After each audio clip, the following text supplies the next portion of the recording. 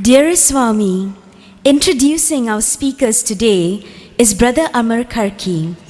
Brother Amar is the Central Coordinator of Region 4.3 of the Sri Sathya Sai International Organization. Prior to this, he had served as the National Chairman of the SSIO Nepal. In his worldly career, he has served as the Principal Private Secretary to the first Democratic Prime Minister of Nepal. Later, he served as a consultant to the United Nations Development Program in countries such as China, Iraq, Sri Lanka. He was also awarded by His Majesty the late King of Nepal the prestigious National Award of Gorkha Dakshin Bahu III for his contribution to the nation. Om Sri Sairam. My humble pranams at the divine lotus feet of Bhagavan Sri Sathya Sai Baba. Revered monks, respected trustees, elders, brothers and sisters. On this holy day, please allow me to start with a quotation of Lord Gautam Buddha from Dhammapada. It reads, "One is not called noble who harms living beings.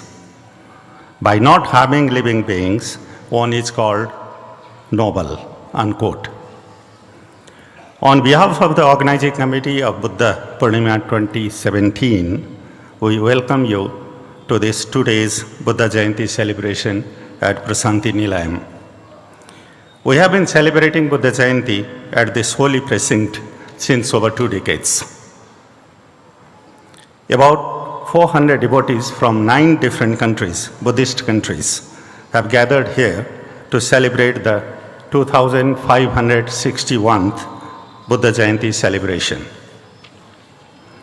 Buddha Purnima is celebrated to mark the 3 auspicious occasions related to Sakyamuni Buddha's life: his birth, enlightenment, and Mahaparinirvana. He was born to the Sakya king, Suddhodana, and Queen Mayadevi of Lumbini. After his birth, a great sage named Asita Muni had prophesied that the prince would either become a renunciate or a Chakrabarti king. Siddhartha Gautam left the palace and spent many years in search of truth until finally attaining enlightenment at Sarnath. He realized that the only way to end suffering and rebirth in this cyclical existence was to renounce the 3 poisons: hatred, desire, and attachment towards oneself and all the sentient beings. The practice of compassion is at the heart of Buddhist practices. The Sakyamuni Buddha lived countless lives as Bodhisattva, practicing Maitri and Karuna towards animals, humans, devas, and beings of all realms. The Buddha established no new religion. He brought mankind to the ancient Arya Marg. In a world full of Hindu myth and religious dogma, he provided insight to the spiritual seekers. That is why it is called Buddhist practice is not an ism, but a way of life. He taught that the only way to renounce the 3 poisons that bind one to the worldly existence is to cultivate an attitude of giving selflessly without attachment to I, me, or myself. To practice in such a way is called bodhicitta, the enlightened mind that aspires to attain liberation for the benefit of all sentient beings. Subsequent learned speakers would be elaborating on the theme of this celebration, Ahimsa Paramo Dharma. Hence, without much ado, I am pleased to introduce the 2 speakers we have today. The first speaker is Venerable Bhante Kondanya from Nepal.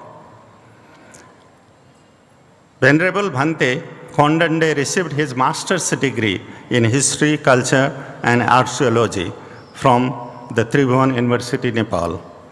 He is the executive member of Lumini Development Trust. Serving as the General Secretary of All Nepal Bhikshu Association, he is also President of the Himalayan Buddhist Educational Foundation. He has been honored with various awards, most prominent among which is Youth Ambassador for Peace. He has participated in a number of national and international conferences in countries such as Thailand, Sri Lanka, Taiwan, Japan, USA, Myanmar, Singapore, Malaysia, Vietnam, and China. The second speaker is Venerable Phra Achan Kham Hong Tolawa from Laos. He is the chief abbot of Pho Sai Pagoda in Vientiane, Laos. Venerable monk is professor at prestigious Sung College in Vientiane. He has obtained master's degree in social science from Chulalongkorn University of Thailand. Jai Sairam.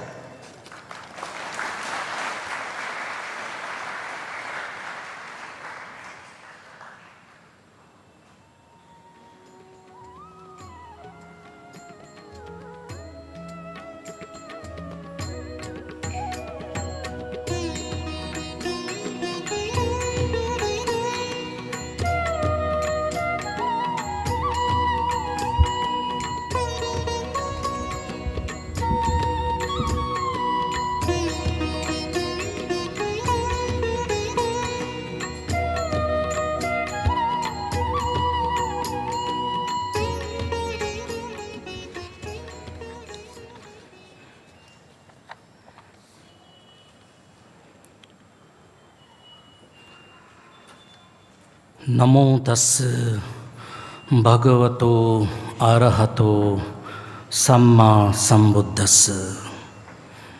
I homage to him, the Blessed One, the Accomplished One, the perfectly self-enlightenment Supreme Buddha. And also I would like to say, Om Sri Sairam. पहिलोचोटि म नेपालीमा केही भन्न चाहन्छु। आज Buddha Purnima, Vaishakh Purnima, Sawaya पुनी, बुद्धको चिरस्मरणीय जन्म दिवस, जन्म जयन्ती,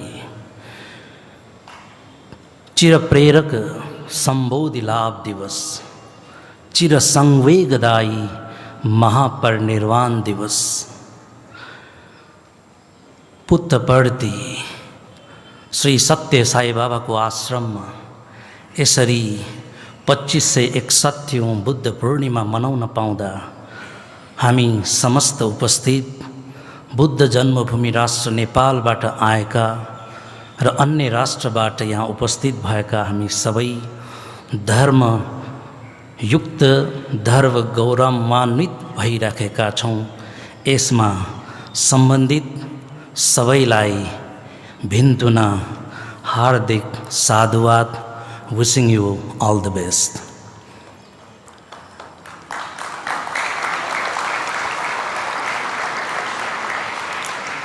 It is a matter of great Dhamma pleasure for me to note that the remarkable of Buddha Purnima 2017 celebration, which is going to be held at Sri Satya Sai Ashram, Prashanti Nilayam, Puttaparthi, the sacred birthplace of Satya Sri Sai Baba. Of course, we are blessed to observe the 2561 Buddha Purnima, enlightenment,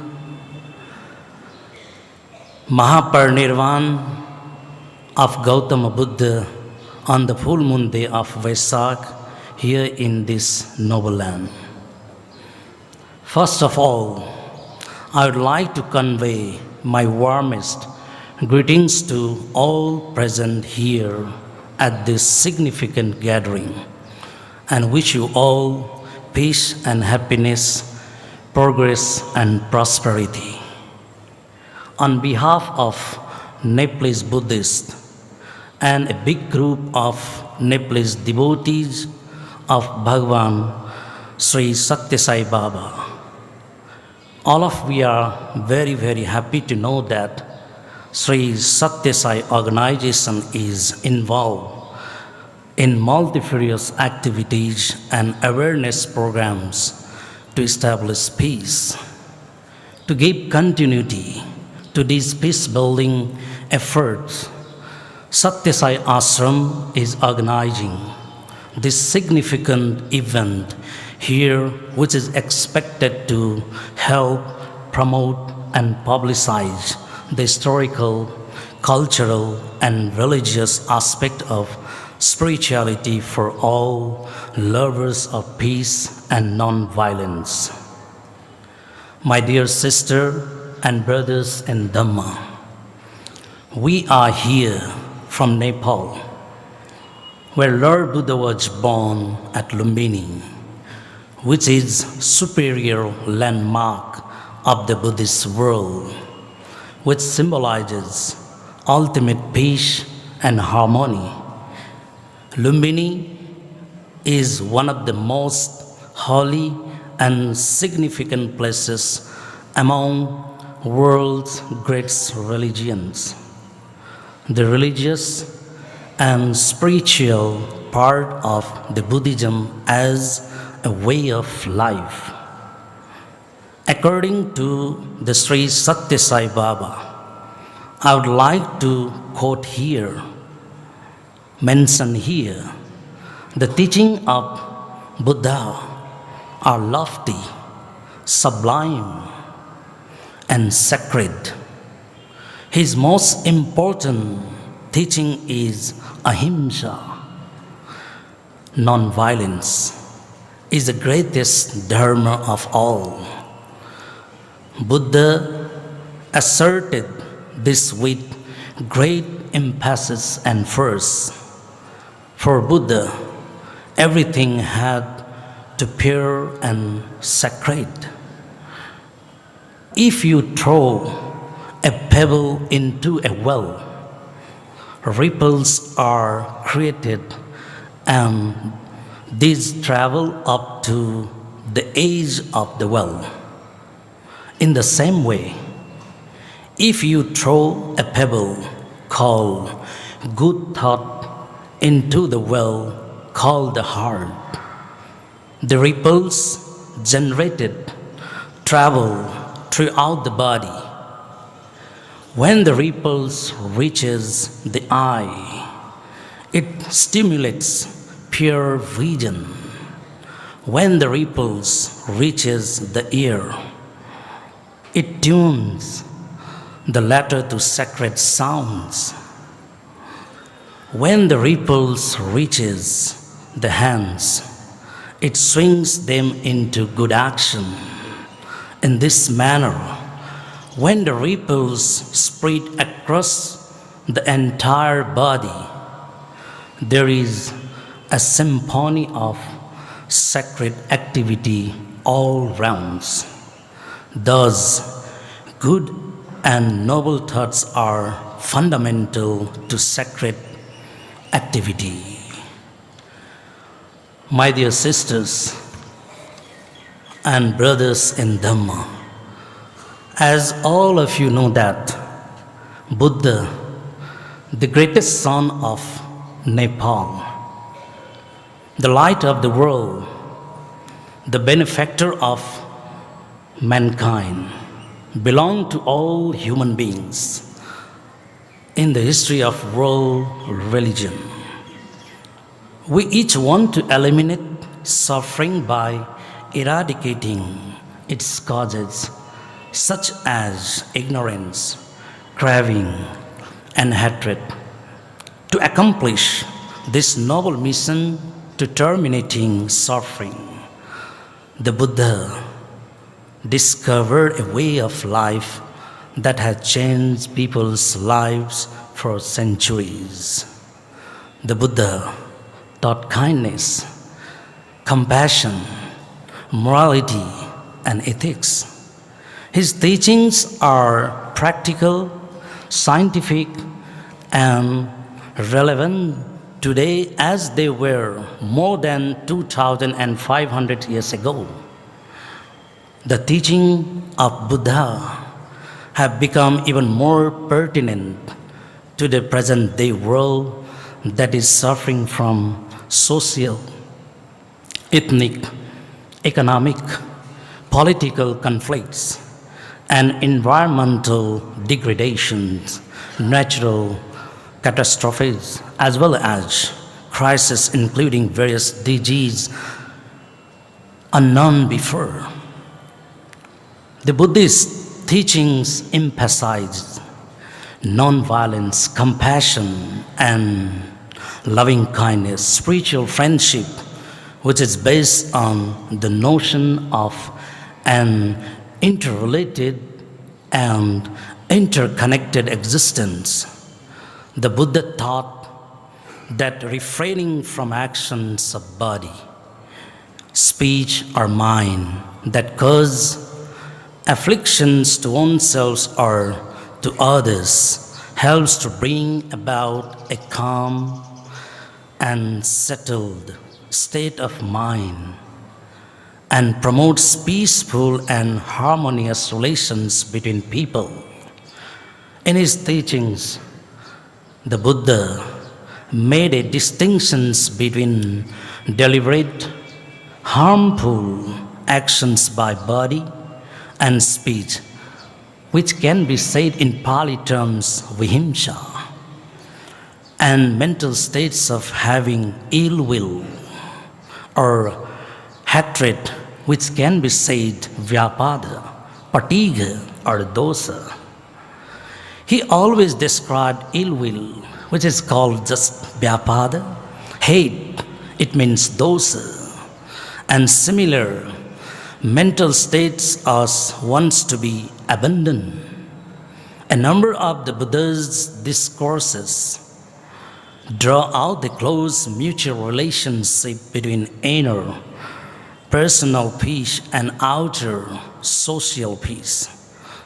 In order to understand what the Buddha said about the roots of hatred and enmity and the way of living that we need to follow we are to live with both internal mental peace and some degree of external social peace.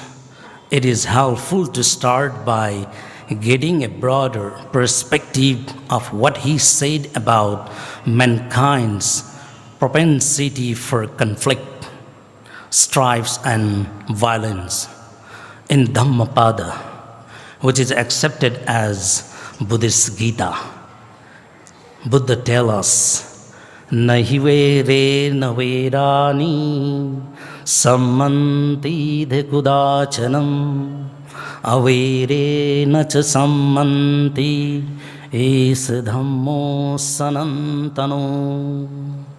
Hatred is never pacified by hatred in this world. By non-hatred alone is hatred pacified. This is the law, ancient and eternal. That's why Buddha urged us, akodhena jine kodham, asadhum sadhuna jine, jine kadari andanena, satchang alikavadinam. Overcome anger by non-anger. Overcome the weak by goodness. Overcome the miser by generosity. Overcome the liar by truth. We can reflect on the fact that this advice from the Buddha applies just as much to overcome our own inner feelings of anger as it does to overcoming the angry behavior of others towards us. Living a moral life whereby we strive to refrain from harming both ourselves and others is the basic foundation conducive to external peace. But it is important to note that it is also the foundation of eternal peace. If we are acting and thinking in ways that cause harm either to others, to ourselves, or to both, our minds cannot even begin to be at peace. In such circumstances, we can experience guilt and shame and similar painful mental states that can even cause us physical illness. At the same time, we know that the impulses to act, speak, or think in unwholesome ways seems to spring from our minds. Even when we do not want that to happen. Hence, the Buddha placed enormous importance on purifying or cleansing our innermost mental process.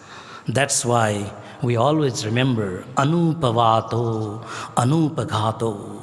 Do not criticize other faiths. Do not harm other faiths, which is Buddhist golden rule for interfaith principle. Buddhism is a religion which teaches people to live and let live. Live and let live. The Buddha's message was an invitation to all to join the fall of universal brotherhood, to work in harmony for the welfare and happiness of mankind. He didn't say that Buddhism is only true religion in this world, but encourage people to accept and respect truth wherever truth was to be found. This means that we need not ignore the reasonable teachings of the other religions. Such an attitude clearly shows that the Buddha never had any prejudice towards other religions, nor did he try to monopolize religious truth. Dearest participated sisters and brothers in Dhamma, today all of we are here and seeking for peace. At the same time, we need to search for the truth. As long as we fail to find out the truth, we will not be able to solve any problems the world is now facing. We believe that Gautama Buddha explores the truth and peace for all mankind. So we human beings need to regard the truth and peace as common heritage of our respective religions and try to preserve them to the best of our ability. In this context, we can able to remember the words of Satyasri Sai Baba. For many years, Buddha sought the realizations of the self by studying scriptures, meeting sages and saints, and listening to their teachings. He found that by these means he couldn't experience reality. He realized that the knowledge of the self has to be gained through an inward search. He stopped the outward quest and gradually experienced knowledge of the selves from within. We remember that Sri Satya Sai Baba has urged all to follow sincerely their own religion and to respect all religions. The world symbol of the Sai organization contains the symbol of the 5 great ancient religions of the world, such as Islam, Christianity, Buddhism, Zoroastrianism, and Hinduism. We believe to work together with Sai Ashram in order to develop interfaith and peace with different religious leaders. As the outcome of this significant Buddha Purnima celebration on peace and non-violence, that the joint efforts of all of us from Nepal as well as from India and other countries will lead towards significant and sustainable steps towards promotion, preservation, and protection of religious culture and heritage for strengthening the religious harmony through interfaith and peaceful way. The Sai movement is a multi-religious spiritual organization dedicated to promotion the highest human values, services to fellow men, and the promotion of interfaith harmony. According to Sri Satya Sai Baba, it is not enough to be happy just on this day of Buddha Purnima, Vaishak Purnima.